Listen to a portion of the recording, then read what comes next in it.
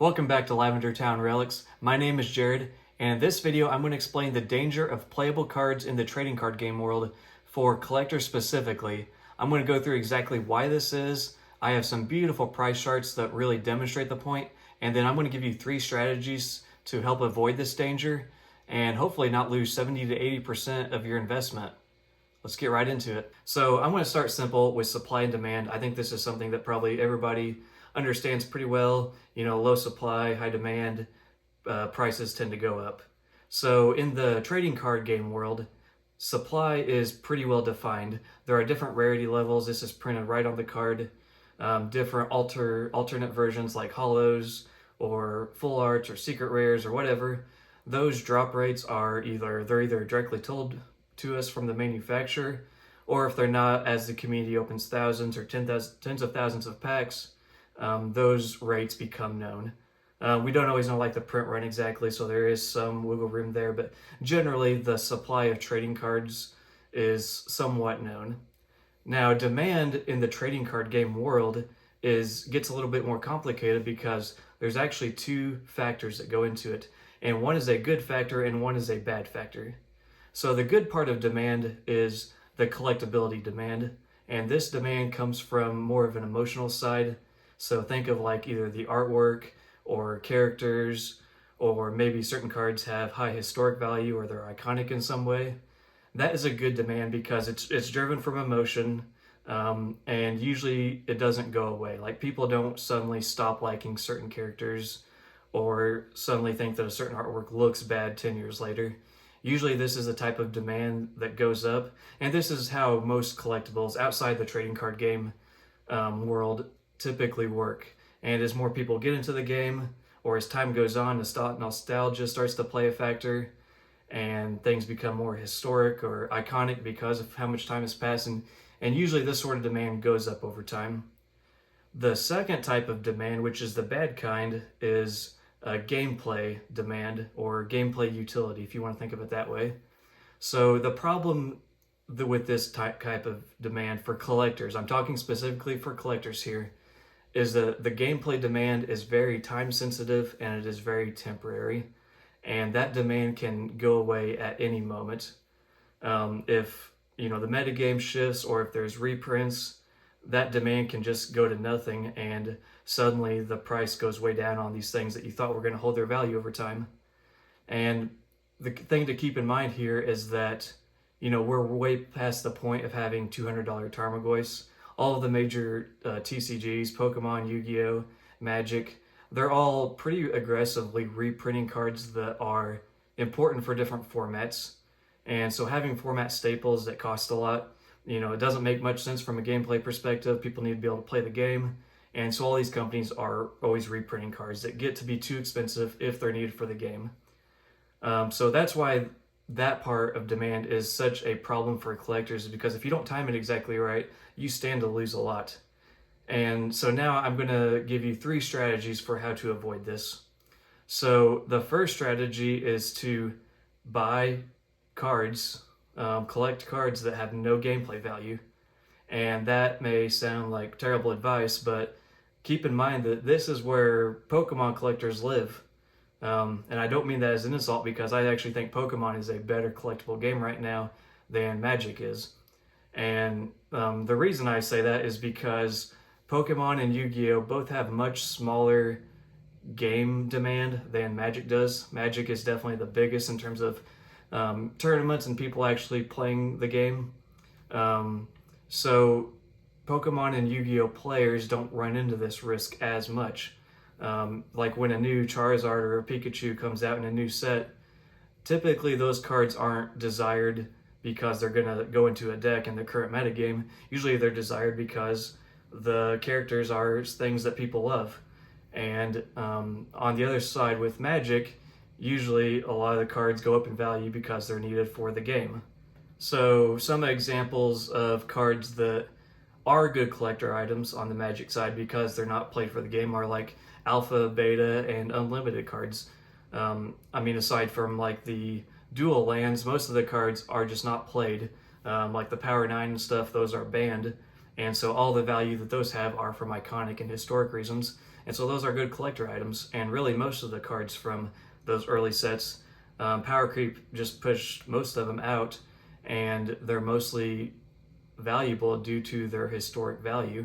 And if you look at the Pokemon area, then those early sets, the WotC era, all the original Pokemon, none of those cards are really played in the modern game, but they're all valuable to collectors because of the characters and artwork and historic value.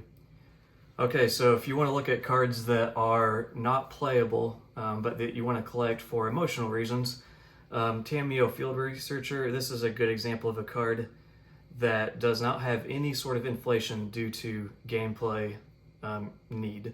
So this is the table or a price chart from the entire existence of this card, and you can ignore the temporary transient prices from when a card first comes out, but you can see how flat this curve is. It's been less than $10, and there's just been no spikes in demand or price for this card because it's not played anywhere.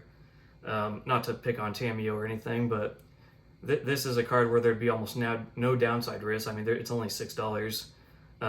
But so this is Tameo, just the regular version from Eldritch Moon. And if we look here at the foil version, it's the exact same story. Ignore the temporary price spike when it first came out, but you can see how the demand has just been nothing. The foil version here is only less than $20, and it's just been flat this entire time. There's basically no extra demand for this card on the gameplay side. So if you happen to be a Tameo fan, this is an example of a card that would be safe to pick up as a long-term collector's item just because it's not inflated due to gameplay value. Now, I want to contrast that with Liliana the Veil. So this here is the Innistrad version, and you can see this giant hump in the middle of this price chart. And after this card came out, let's say it settled around $18 or so, it's just been elevated ever since because it was played in Modern and Legacy, and just everyone needed this card for gameplay reasons. And you can just see these massive spikes up. It eventually reached about $125 or so.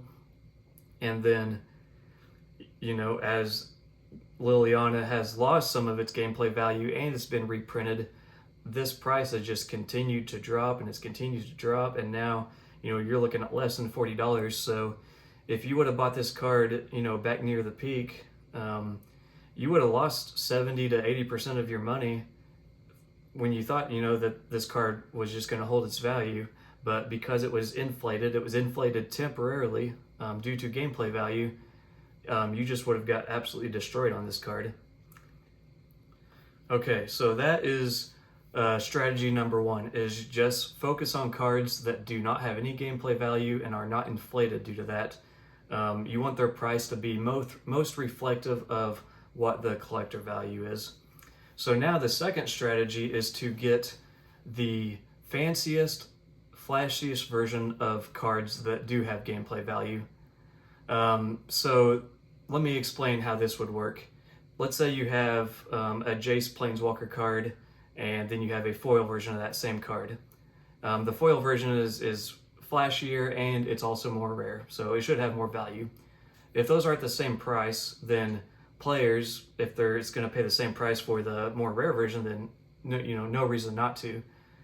So that version will go up, but as that price differential increases, more and more players are going to cash out, because if you can get the same gameplay utility out of a cheaper version of that same card, then there's no reason to spend that extra money. And so as the price of the hollow and borderless and just the alternate versions of gameplay pieces increases, the more and more that is insulated from the gameplay effect. So if you stick to cards that have cheaper printings that players can use, and that's where all of that demand will filter to, then that's a pretty safe bet. So I want to show you an example of that, and we're going to go back here to Liliana the Veil. This is the same chart I showed earlier. This is the Innistrad non-foil version, and so you saw the big hump and the 70% decrease in the value. Now if we just go here to the Innistrad foil version, So this is the flashier version. This would be more from collectors, and people wouldn't need this version for gameplay.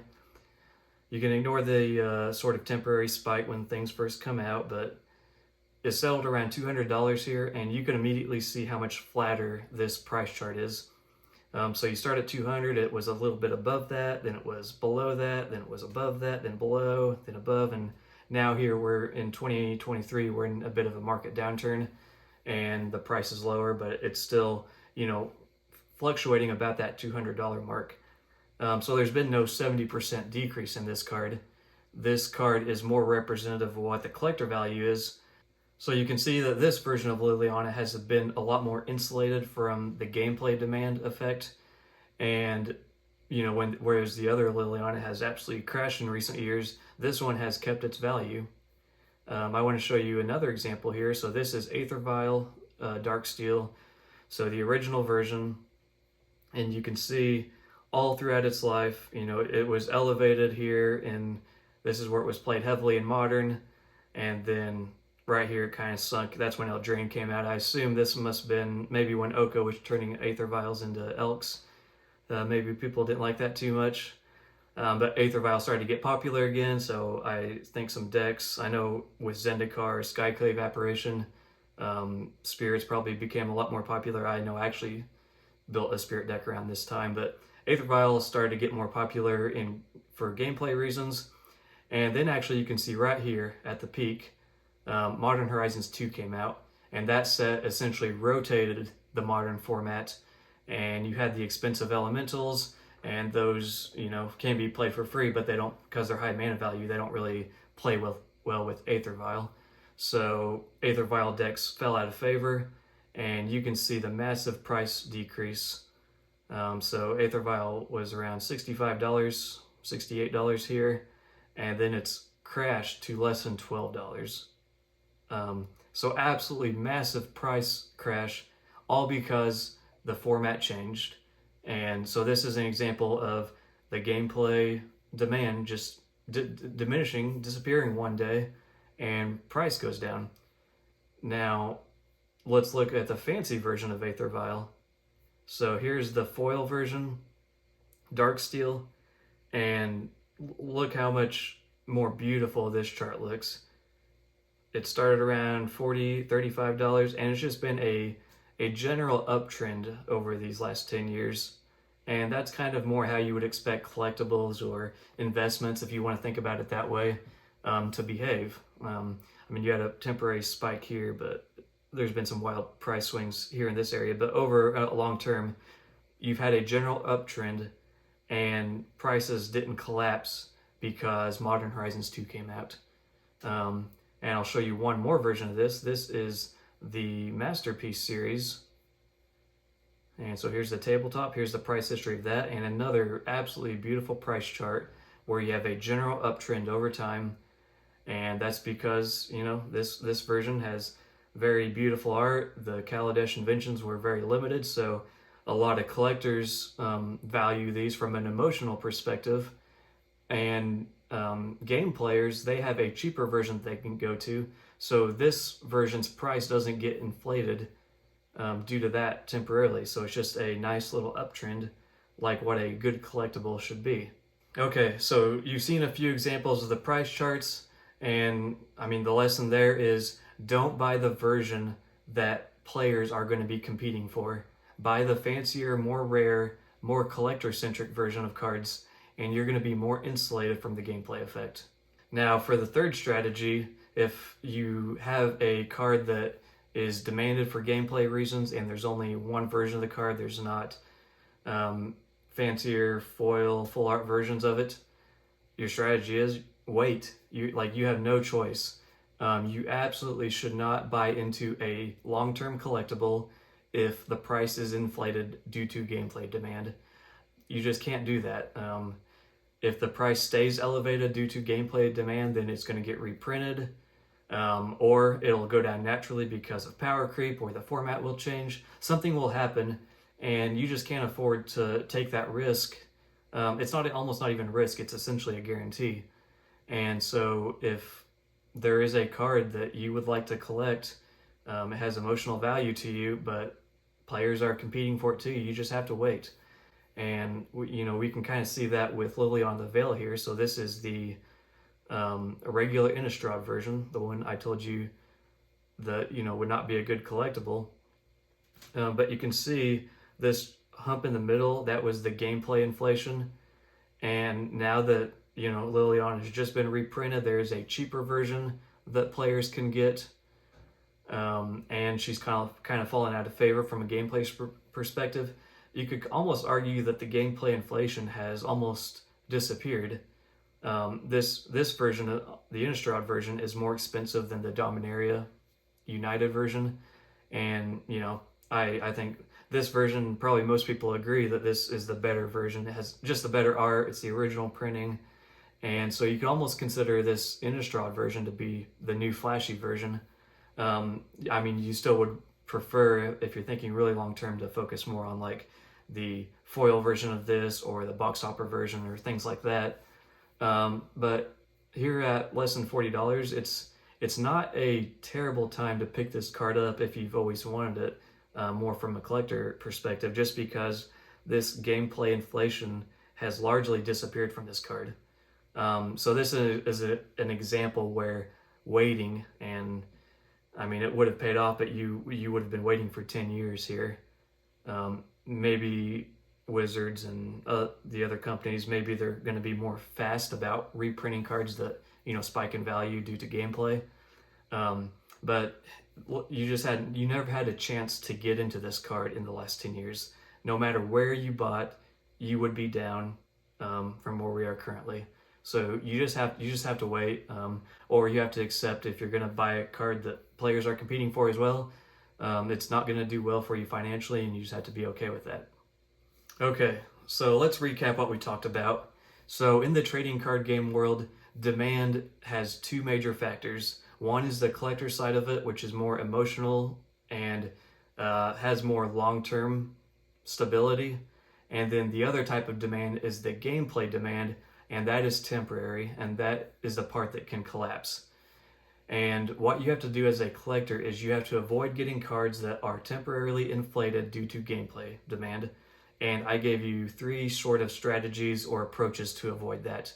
So first is just avoid cards that have gameplay demand, and if you're interested in characters or cards that have no gameplay demand, then those are great things to pick up, and you have very minimal downside risk.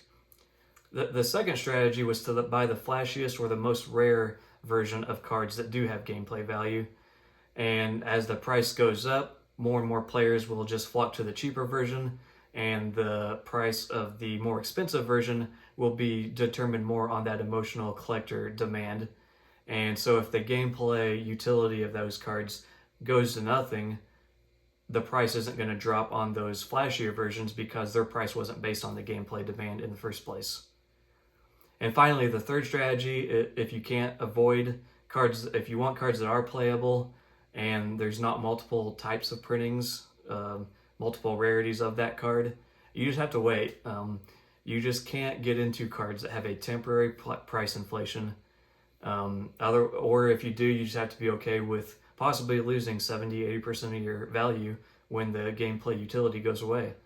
So anyway, I hope you guys learned something from this. This is an approach that I take when I think about cards that are investable from a long-term perspective. If you buy cards that when you're thinking about the gameplay demand that kind of ebbs and flows, you could kind of, if you pay really close attention, you could play that more as like a swing trade or something, but you really need to be paying attention and being able to predict like what cards are going to become playable and stuff. That's not really what I'm doing here or what I'm into. But if you're a long-term collector, you just have to avoid playable cards. Don't fall into this trap of thinking that they're going to keep their value. And this is probably a point that I'll hit multiple times as I talk about different collectibles. So yeah, thank you very much for watching.